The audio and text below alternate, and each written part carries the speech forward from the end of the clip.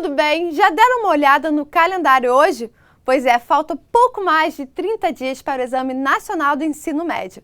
Aqui na Hora do Enem, vocês já sabem, é um olho no calendário e outro no conteúdo. E por isso, vamos logo ao que interessa. Fiquem ligados nos destaques dessa terça-feira. No programa de hoje, vamos bater um papo com a Karina Fragoso. Ela é professora de inglês, dando ótimas dicas. Na teleaula do dia, apresentada pelo Lande Vieira, é de artes. Vamos saber um pouco mais sobre arte e tecnologia. E no Janela do Enem, vamos conversar com Nalanda Viana Miller. Ela é vestibulanda de São José do Norte, Rio Grande do Sul. Então vem comigo, galera, porque está na sua hora, a Hora do Enem. E nessa reta final, nós vamos receber a professora de inglês, Karina, direto de São Paulo. Tudo bem, Karina? Obrigada por participar da Hora do Enem. Hello, thank you very much. É um prazer estar aqui, tudo bem? Tudo bem, Karina. Bom, vamos começar um pouco a falar da prova, né? Quais são as principais dicas que você pode dar para o aluno nessa reta final para se preparar aí para as provas de língua estrangeira? Olha, as provas de língua estrangeira, tanto inglês quanto espanhol, elas consistem em 5 perguntas, né? E aí o aluno pode pensar, são só 5 perguntas, vou fazer de qualquer jeito, mas calma, porque essas 5 pontos aí podem valer, podem ser muito importantes, né? Então, são 5 questões baseadas em textos. Então, o Enem não vai te pedir regra gramatical ou testar o seu vocabulário especificamente em uma questão. Então, ele quer saber se você consegue ler um texto em inglês ou em espanhol. Então, a primeira dica que eu dou é uma técnica de leitura, na verdade, que se aplica tanto ao inglês quanto ao espanhol, que é, em primeiro lugar, você fazer uma leitura rápida do texto e não ficar já preso de primeira nesse texto. Então, na verdade, a primeira coisa que o aluno tem que fazer, na minha opinião, é leia o comando. Antes de ler o texto, leia o comando, que é ali a instrução para realizar essa questão. Lê aquilo ali que vai estar em português, então você não vai ter dificuldade nenhuma em entender, vai estar tranquilo. O que essa questão quer de você? Pronto, lê o comando, agora você vai fazer essa leitura rápida do texto. Passar os olhos por ele mesmo, tá? Sem se ater a detalhes. Então você vai ali ver, isso é uma receita, isso é uma música, isso é um quadrinho. Quem escreveu esse texto, olha a fonte com atenção, olha o título com atenção, datas, se tiverem. Então tudo isso é importante nessa primeira leitura. Feito isso, você já vai saber o gênero textual, isso é como eu falei, uma receita, isso é um texto, enfim, e você já vai ter uma ideia ali do assunto principal do texto.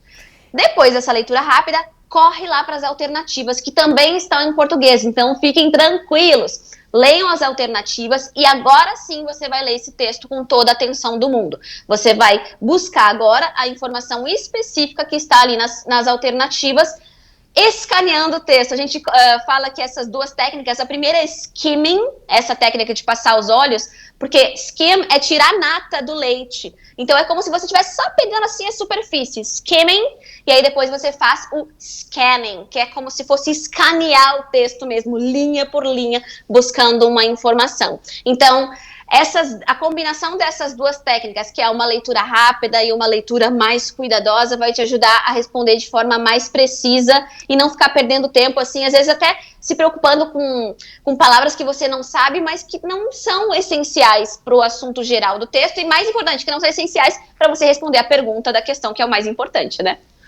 Verdade, professora. Agora, eu queria aquela dica específica do que o aluno pode estar estudando.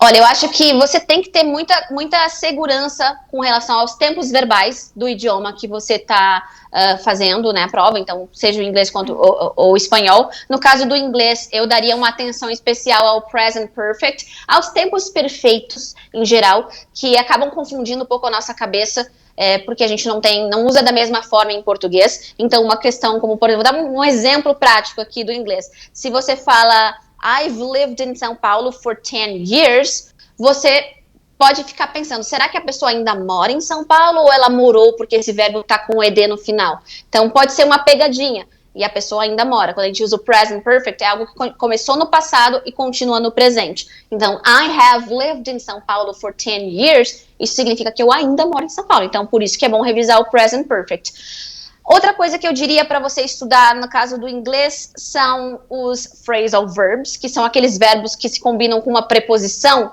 Então, ter uma noção geral deles. Por exemplo, look. Look é olhar. Agora, quando eu coloco a preposição for, look for, I'm looking for something, isso significa que eu estou procurando alguma coisa e não olhando. Então, acho bom você ter uma noção de phrasal verbs no caso do inglês. E agora, com relação às duas línguas, eu acho que vale muito a pena você dar uma olhada nos false friends, que são os falsos cognatos, né? Então, palavras que parecem uma coisa, mas que, na verdade, significam outra coisa. Então, eu nunca esqueço que uma vez eu estava lendo um texto em inglês, era um conto, e o nome do conto era The Black Veil.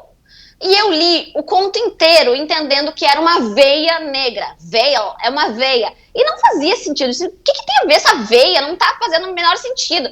E aí eu fui depois, deixa eu procurar essa palavra, será que é isso mesmo? Aí eu descobri que era um véu.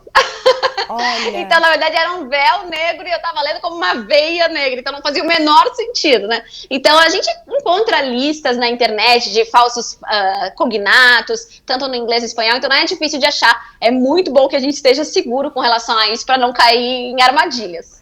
Agora, para finalizar, professora, eu queria que você desse uma mensagem final. Olha, a minha mensagem final é: se prepare antes, tá bom? Não deixa para a última hora. Vai se acostumando com o idioma que você escolheu até o dia da prova. Tem tempo ainda. Então, vai lendo, vai estudando para outras disciplinas usando o idioma que você escolheu. Isso ajuda muito. Então, você estuda para duas coisas. Por exemplo, atualidades, lendo em inglês. Ou então, história, lendo em espanhol. Por que não? Tenta fazer isso, porque, como eu disse, o Enem ele quer saber se você consegue ler e interpretar um texto na língua estrangeira. E agora, a dica para o dia da prova é: não se desespere. Pode ser meio desesperadora em um primeiro momento ver um texto numa língua que não é a sua. Meu Deus, bloqueei, não sei nada.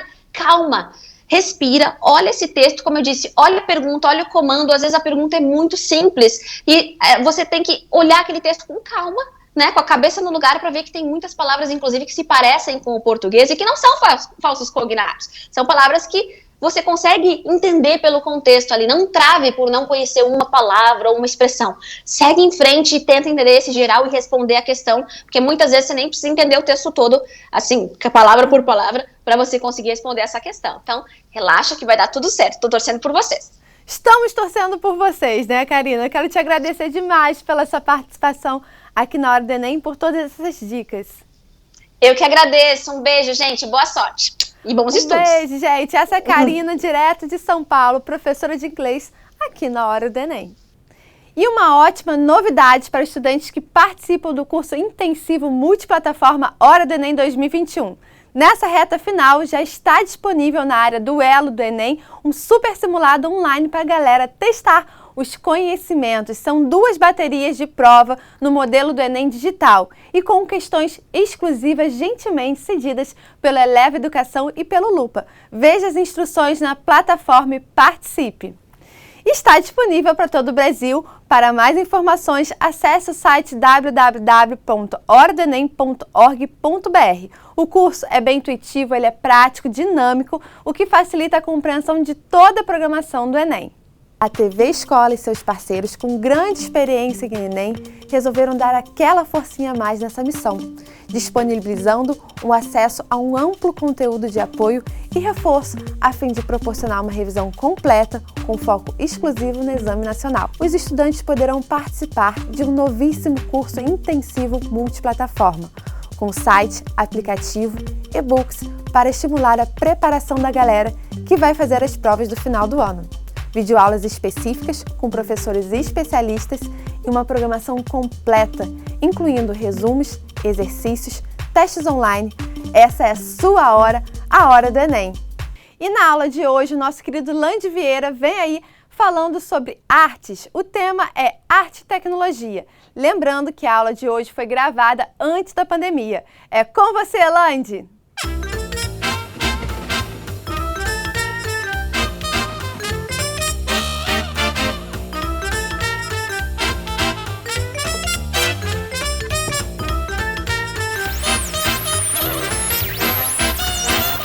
Hoje é dia de arte.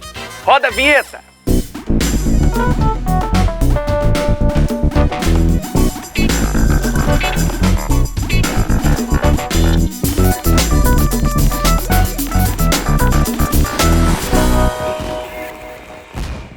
Hora do Enem no ar e hoje é dia de artes. Antes, eu lembro que todos os nossos programas estão lá no site tvescola.org.br e também no canal do YouTube, youtube.com/tvescola. Aproveita e se inscreve. E comigo hoje, a professora Mônica Mitchell. Professora, tudo bem? Seja bem-vinda. Professora, primeiro de tudo, qual o nível de cobrança quando se trata de artes no Enem? Eu acho que o Enem trouxe uma coisa bacana nessa disciplina de arte, porque ela começou a ser valorizada. Não pensa que é só as artes visuais, né? Ela é a mais próxima e realmente é a que mais aparece no Enem. Tem a parte histórica, da onde ela surgiu, períodos históricos, né? Renascimento, barroco, isso é muito comum acontecer. Pois é, professor, precisa decorar datas, nomes? Não, você tem que... o bom é você ter uma noção de contexto. Dá uma olhada nessa parte mais teórica, mais histórica seria legal, né? Isso você encontra nos livros, né? Mesmo na internet. Tecnologia, professora, aparece muito nas artes hoje em dia? Aparece, né? Que é a arte contemporânea, né? Eu gosto de dar exemplo quando surgiu a fotografia, né? No século XIX, mais ou menos. Então, quando ela surge, o pessoal fala assim, nossa, a arte acabou. Para que eu vou ficar horas pintando, esculpindo e tal, se eu tenho um instrumento que capta aquela imagem perfeita, né? E aí, a arte se reinventou. E o que poderia ser um abandono da arte, a arte acabou, não vai ter mais arte, ela começa a ver que ela está nesse contexto de tecnologia, de instrumento, e ela se reinventa e começa a pensar a partir desses novos instrumentos também. Entendi. E isso influencia o Enem, professora, de alguma forma, nas questões do Enem? Eu acredito que sim, porque se você não tem ideia que um objeto que não foi manipulado por um artista, ele pode vir a ser arte, e aí você vai ter dificuldade. Porque muitas vezes o aluno vê uma arte contemporânea, por exemplo, ou né, com alguma tecnologia, né? Ah, mas isso é arte? Né? Enfim. Fica meio isso, assim, desconfiado. Ou então diz, isso até eu faço, ou isso qualquer um faz, né? Então, se você tem essa noção, essa perspectiva de que, não, eu vou, na verdade, ressignificar, ou usar a tecnologia para entrar num contexto das coisas ao redor, afinal de contas, a tecnologia está ao nosso redor, né? Verdade. E a arte, ela representa a nossa realidade. É, né? isso aí. Bom, e você trouxe uma questão que tem tudo a ver com o nosso papo, tá certo? Isso. Bora lá?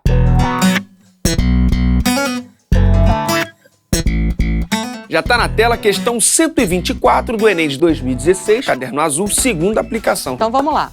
O Google Art é uma ferramenta online que permite a visitação virtual dos mais importantes museus do mundo e a visualização de suas obras de arte.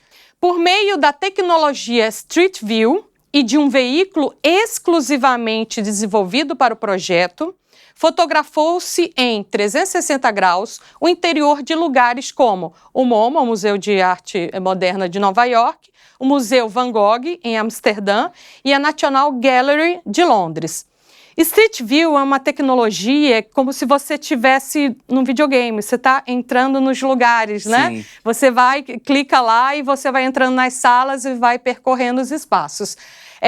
Então, tá vendo aqui? Ele está dizendo que no Google Art, né, por meio da tecnologia Street View, outros museus têm essa tecnologia também, né, outros espaços de arte, e de um veículo exclusivamente desenvolvido para o projeto. Qual projeto? O do Google Art. Sim. Né? Fotografou-se, enfim. O resultado é que se pode andar pelas galerias, assim como se passeia pelas ruas com o Street View. Além disso, cada museu escolheu uma única obra de arte de seu acervo para ser fotografada com câmeras de altíssima resolução, ou gigapixel. Olha isso. Foram todas as obras? Não. Uma só, né? De cada um desses museus citados aí, né? Estou falando isso porque isso vai ajudar lá na questão. As imagens contêm cerca de 7 bilhões de pixels, o que significa que é mais de 1000 vezes mais detalhada do que uma foto de câmera digital comum. Uau, né? Uau. Devo ver a fissura da obra. Tudo, vê tudo. Né? Além disso, todas as obras vêm acompanhadas de metadados de proveniência, tais como, o que é isso, né? Metadados são as informações, os dados da obra. Tais como títulos originais, né? Nós temos aí Amsterdã, Londres e Nova York, né? 3 locais distintos. Artistas, datas de criação, dimensões e a quais coleções já pertenceram. Tanto onde elas estão, no caso, nesses 3 locais, mas a origem, veio de acervo particular, ou estava em outro museu, coleção particular, enfim. Achei isso interessante também. Os usuários também podem criar suas próprias coleções, né? Não a obra, coleções, e compartilhá-las pela web. Né? Esse foi um artigo tirado do Globo, né? Acessado no dia 3 de outubro de 2013. Enfim, toda a questão está falando o que é o Google Art, né? O projeto em si, né? Quais os museus que estão, a tecnologia utilizada como e tudo funciona, mais. Beleza, vamos lá ver o comando da questão. Né? As tecnologias da computação possibilitam um novo olhar sobre as obras de arte. A prática permite que usuários... Acabou o comando. Tem alguma coisa do Google Art específico perguntando aqui? Não. Então, essa já é uma dica. A prática permite que usuários guiem virtualmente um veículo especial através dos melhores museus do mundo? Não. O veículo especial é do Google Art. Existe. Né? E a pergunta é das tecnologias da computação como um todo, né? Então essa aí já descarta. Reproduzem as novas obras de arte expostas em museus espalhados pelo mundo. Não, né? Não, né? Porque está reproduzindo as obras de arte dos museus. Eu diria que essa palavra novas aí novas obras de arte, não, enfim, né? Também acho que não é por aí, né? Porque são museus que já têm um acervo e tudo. E dizem até a história, né? Sim. De onde veio as artes, são novas. Criem novas obras de arte. Não. Né? Se falasse novas coleções, próprias coleções? Pode ser, mas vamos lá. Criem novas obras de arte em 360 graus, consultem seus metadados e os compartilhem na internet. Vamos voltar lá. É a prática do uso, né? Então, quer dizer que a pergunta é, os usuários vão fazer isso sempre? Criar novas obras de arte 360 graus? Isso está muito referenciado ao Google Art, apesar que tem outros sites que fazem 360 graus também, né? Mas também, estou achando, ainda está muito voltada, o distrator. Ela não está errada, mas será que ela contempla o que está pedindo? Né? Ele está pedindo especificamente qual que é, digamos, né, a função de eu ter acesso através da tecnologia nas obras de arte. Então, vamos lá. Essa aí, além de dizer nova obra de arte, né, e está muito relacionado com alguns dados, eu também ficaria, né, acho que não é por aí. Visitem o interior e as obras de arte de todos os museus. Né, a palavra toda aí corre dela, né, corre dela. Todos os museus do mundo em 3D em altíssima resolução. Você acha que a gente vai ter, mesmo com tecnologia da computação, acesso a todos os museus do mundo? Todos não. Talvez daqui a alguns anos, né? Mas agora não. Mas quase todos, vai. Né? A opção é visualizem algumas obras de arte. Algumas, já gostei. Já está dizendo, opa, né? A tecnologia é legal, mas eu não tenho acesso a tudo, né? Em altíssima resolução. Querendo ou não, a tecnologia né, na internet já tem essa resolução boa e, simultaneamente, obtenham informações sobre suas origens e composição. Eu falo isso para os meus alunos. Pelo amor de Deus, quando vocês forem ver uma imagem, vejam de quem é o artista, né, da sua composição, do que é feito. Né, é muito feio pegar a imagem da internet sem olhar. E isso realmente é o papel de quem está olhando uma obra de arte. Né? Então, a questão seria visualizem algumas obras de arte em altíssima resolução e, simultaneamente, obtenham informações sobre suas origens e composição.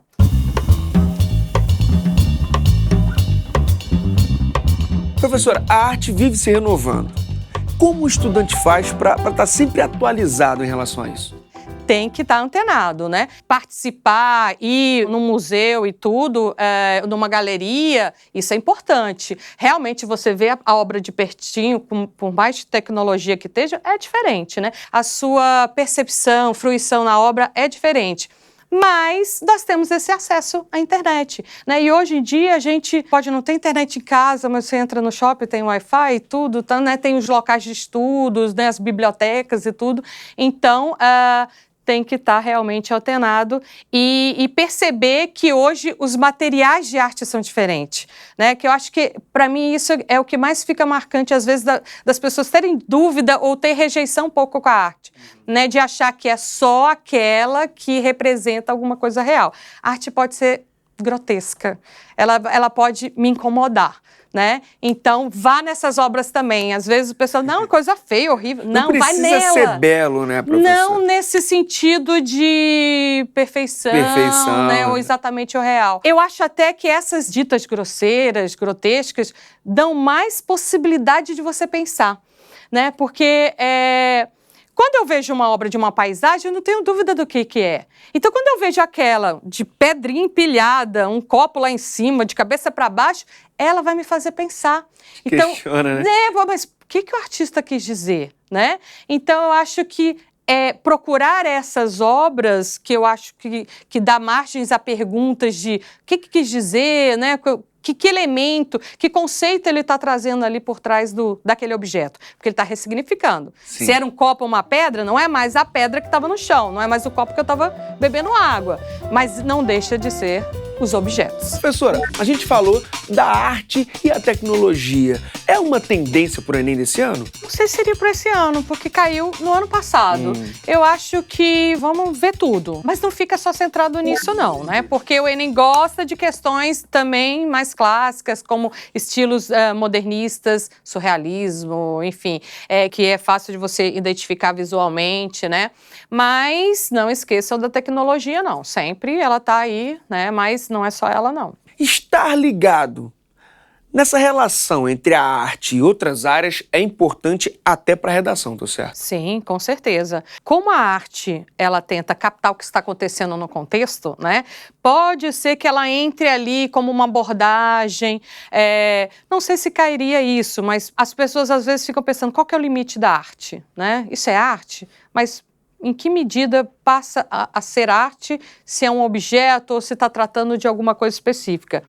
Uma coisa que eu estava pensando é a questão do patrimônio, né? A arte, ela também, como nós tivemos, né, a igreja de Notre Dame que incendiou recentemente, nós tivemos o nosso Museu Nacional também que incendiou. Então, em que medida, né, talvez essa coisa do patrimônio histórico e também do imaterial, que é aquele que não é físico, né, mas que a gente preserva. Por que é importante preservar? Né? Por que a gente tem que guardar as coisas no museu, tem que guardar nesses espaços? Também não esquecer dessa parte, não é, né? Não é só a modernidade, não. O passado também é bom resgatar também. Então bora para mais uma questão? Bora.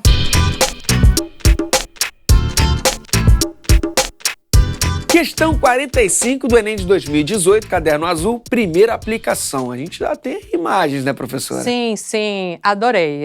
Essa foi uma questão que eu adorei. Me identifiquei com ela, né? Quando eu trabalho com os meus alunos em artes visuais, a gente trabalha com essa coisa da visualidade, de mapeamento, que o que ele fez aqui. Antes da gente ler a questão, é um mapa, né? Ele colocou um mapa, né? Aí você já... então, mapa na questão de arte, né? Geografia, não? Já fica meio assim. Não, né? A gente mapeia. Quando a gente quer intervir no espaço urbano, né? Eu tenho que saber de que forma eu vou intervir, né? Que espaços eu vou usar. Então, quando eu trabalho com os meus alunos esse tipo de intervenção, eu falo isso, olha, vamos pensar para aquele espaço. E esse trabalho é isso. Ele pensou uma ação para um espaço determinado, né? O primeiro texto é não verbal, é uma imagem, né?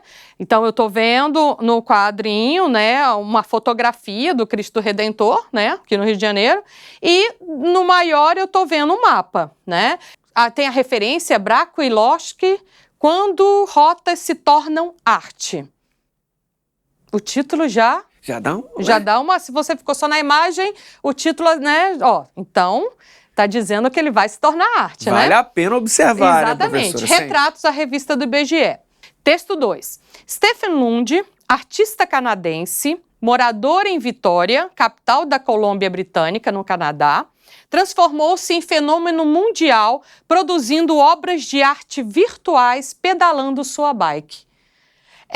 Seguindo rotas traçadas com auxílio de um dispositivo de GPS, ele calcula ter percorrido mais de 10 mil quilômetros. Então, o texto 2, se eu tinha alguma dúvida, né, ele está me orientando, me explicando que ele fez uma rota. Olha que legal. Mais uma vez, tecnologia ligada à arte. Exatamente, né? Então, aparentemente, né, ele pegou o mapa da cidade dele. Sim, sim. A imagem do Rio de Janeiro, mas o mapa não é. Os textos destacam a inovação artística proposta por Stephen Lund a partir do. Então, aqui está falando, né, o comando da questão, né, os textos destacam a inovação artística, tanto na imagem quanto na explicação do que ele fez, o que é aquele traçado, Sim. né? Então, vamos lá. Proposta a partir de. Letra A. Deslocamento das tecnologias de suas funções habituais. Ele pegou o GPS para procurar algum endereço, alguma coisa, como a gente habitualmente faz? Né? Então, aqui, ele aparentemente, eu seguraria essa questão. Vamos segurar a opção A. Porque, olha, ele pegou uma tecnologia, né? Deslocamento das tecnologias de suas funções habituais. Sim. Se ele está criando arte, quando rotas se tornam arte, né? Eu acho que talvez seja por aí. Tem a possibilidade. Tem a possibilidade. Perspectiva de funcionamento do dispositivo de GPS. Deixa eu ver se meu GPS está funcionando. Não. Vou fazer uma rotinha aqui e Não foi tal, teste, beleza. Uai, mas você precisava fazer um desenho para testar o GPS? Não, né? Não, né? Essa aí, né? Enfim, né? Não é se está funcionando a perspectiva de funcionamento, né? Perfeito. Letra C. Ato de guiar sua bicicleta pelas ruas da cidade. Não, mas até isso não é inovação artística. Não é inovação artística, não me diz nada de diferente e nem de marcação, né? Porque, ó, os textos destacam a inovação artística proposta por Stephen Lund a partir do ato de guiar sua bicicleta pelas ruas da cidade. Acho que não, né? Não, acho que não. Como eu falo do distrator, não é que a questão está errada, né? Só tá raso, né? Ela não cabe nessa proposta inovadora, só andar com a bicicleta, né? Letra D. Análise dos problemas de mobilidade urbana. Eu vou pegar um mapa, criar um desenho para saber se tem problema de mobilidade urbana? Não. Muito pelo contrário, ele está criando para fazer esse contorno do Cristo aí, né? Então, não seria isso, ele não está analisando os problemas, né? Letra E. Foco na promoção cultural da sua cidade. Se ele traz uma imagem que não é da cultura da cidade dele, não é isso, né? Ele não está promovendo, né, a cultura, enfim. Não para essa ação aqui, né? Então, a gente fica, né, realmente com a letra A, aquela que a gente realmente guardou né? Os textos destacam a inovação artística proposta por Stephen Lund a partir do deslocamento das tecnologias de suas funções habituais. E é o que a arte faz. Ela ressignifica aquele objeto. Eu criei o GPS para achar o caminho. Ok, então vou achar o caminho para fazer arte, né? Então, a todo momento, a arte está ressignificando, dando nova possibilidade, né, aos objetos, às coisas, para fazer arte. Perfeito. Então, opção A, acerta. Aquela que a gente guardou lá no início.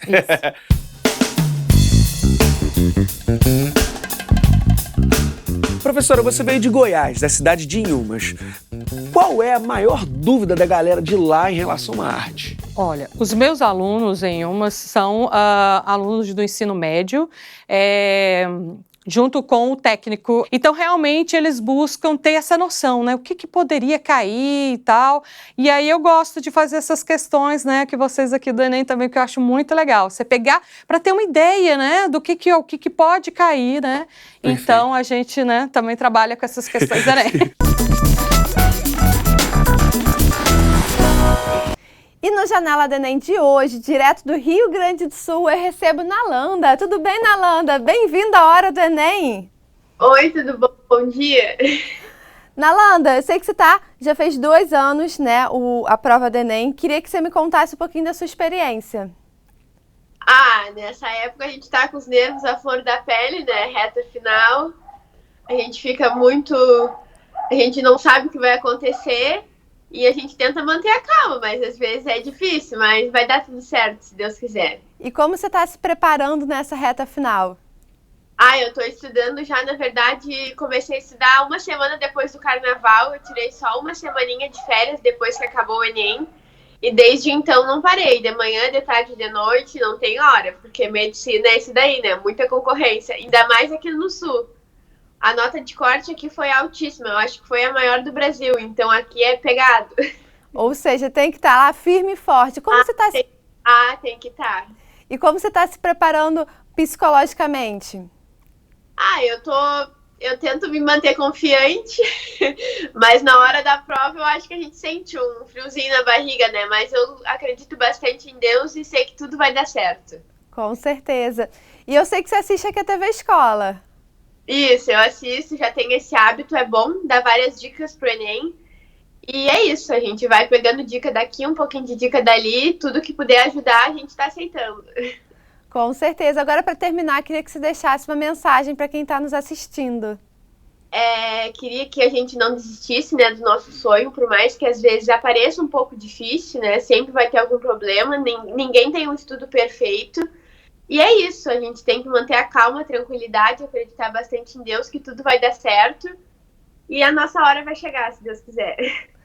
Com certeza vai chegar, Nalanda. Quero te agradecer demais pela participação aqui no programa. Muito sucesso.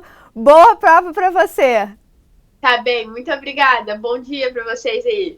Gente, Nalanda, direto do Rio Grande do Sul, participando aqui do Janela do Enem. Então é isso, galera. A Hora do Enem tá no fim. Mas se você perdeu algum conteúdo durante a semana, não tem problema, porque tem as nossas maratonas. Sempre aos sábados começa 1 da tarde e domingo a partir das 6 da manhã. E tem ainda o nosso canal no YouTube. Não pode perder, né, gente?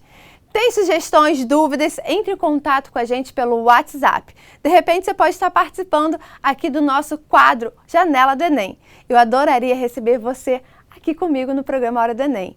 Marque também a gente através das redes sociais com a hashtag Hora do Enem, @TV Escola e @Tatiana D'Angelo. Estamos sempre ligadinhos em você e confira também nosso curso intensivo multiplataforma. Acesse o site que está aqui embaixo e aproveite muito. Com muita disciplina, fé e esperança, vamos juntos conquistar a tão sonhada vaga na universidade. É muito bom participar desse momento tão importante na vida de cada um de vocês. No mais, cuide da sua saúde mental e física e fiquem de olho no calendário de vacinação, valeu? Até o próximo programa amanhã com muito mais conteúdo aqui na Hora do Enem. Um beijo no coração de cada um de vocês e bons estudos. Até amanhã. Tchau, tchau!